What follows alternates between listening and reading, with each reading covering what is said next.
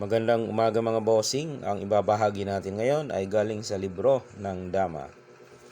Dito tayo sa second move. Okay. Ito ang ating pag-aaral ngayon. Ang kalaban ay sumusulong dito. Dito naman ang itim. Yan, yung sumusulong dyan. Pag ganyan, ang sabi ay tayo magre-real. Okay. Dito ang puti. Dito tayo. Pag sulong dyan, papasukin na natin. Yun ang nasa, hindi yan, ito.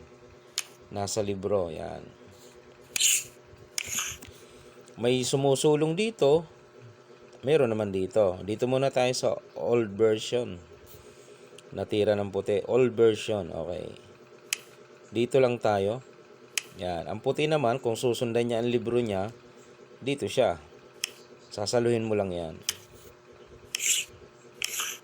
Pag sulong doon, ito naman ang isosuporta mo. Sisiguruhin ulit, sasaluhin mo lang. Okay. Naroroon na naman siya. Ayan. Pag sulong dyan, ang ititira mo na dito ay itong 5-1. Bakit? Kasi marami ng bawal na move ang puti dito. Katulad nito, bawal ito. Itira ng puti. Bawal din ito.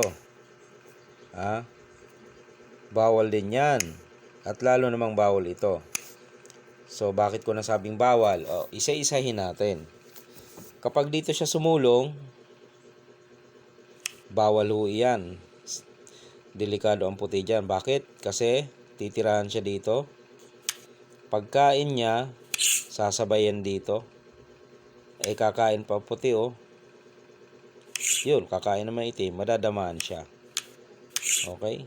Kahit sumulong yan dyan, pwedeng yun, ang isulong ng Dama, di ba? So, walang kawala. Balik ko lang, ha? Yun yung una. Paano ko naman dito? Lalo nang bawal yan. Pwede kang sulungan yan dito, o kaya dito. Pagkain mo, papakain niya ulit. Then, papakain ulit. Ayun, 3.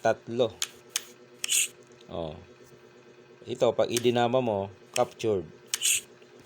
Susulong ka riyan. Ipapakain na yan. Okay.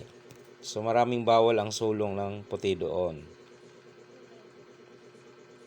Balik muna natin. Okay, sumulong tayo dito. Paano naman kung nagpakain? Mas lalo na rin. Pagkain mo, kain siya, dito lang yung susulong. Yan diba? Alba, sumulong ka rito o dito, maaari kang tirahan dito. Ayun, naroon na siya Pag sulong mo doon, ayan na, dadama na. Siyempre, papabalikin mo. Pagkain, ibibigay ulit, ibibigay, ayun na siya So, napakadelikado. Okay, balik ko lang. Meron pang isa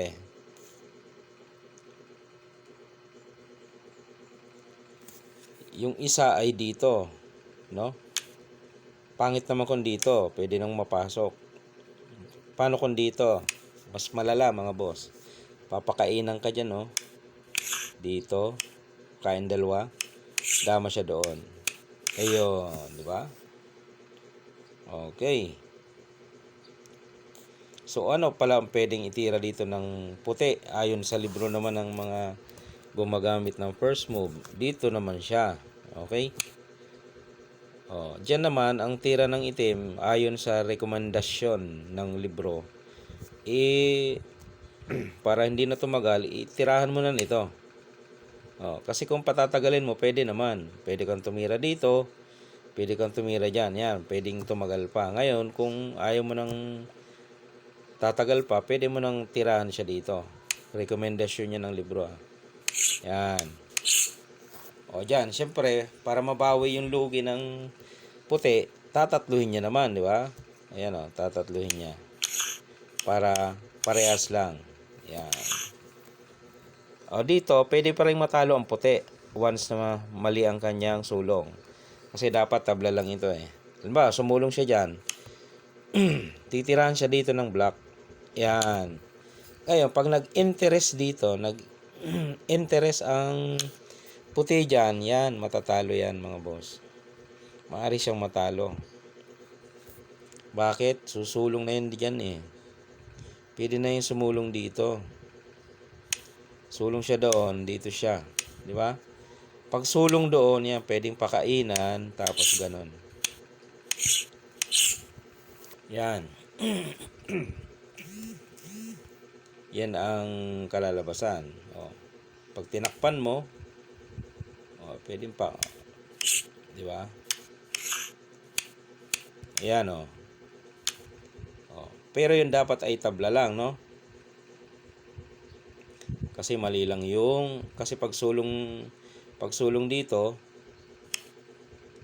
ito yung nagpatalo. Yan. Dapat ito, yan. Para mauwi sa draw, ano?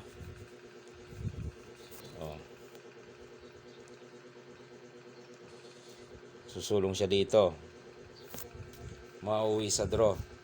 Yan ang patas. Ang ano dyan, tablahan. Okay? Kung mag-interest siya dyan, yun. Maaring mauwi sa talo. Yan o. Papakainan. Dama na siya. Diba? Okay. Yan ang ano. Part 1 muna tayo. Part 1. May part 2. Halimbawa, ang part 2 halimbawa ay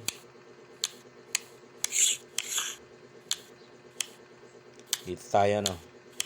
Ang part 2 yung dito naman. Yan. Sa part 2 natin yan tatalakayin. Okay? Pinakita natin yung part 1. Part 1 muna tayo mga bossing. At medyo mahaba na ang ating video. Medyo mahirap mag-edit, no? Okay? Kung mapapanood mo to, ay nakasulat sa ilalim dyan kung ito ay BISMIN board. Ibig sabihin, Visayas Mindanao board. Dinedemo sa board ng Bisaya at Mindanao. Laging titingnan sa ilalim. Halimbawa, nakalagay ay Luzon board. Ibig sabihin, dinedemo siya para sa mga taga Luzon. Para hindi nalilito, ano po. Okay, babasahin lang natin yung nakasulat dyan.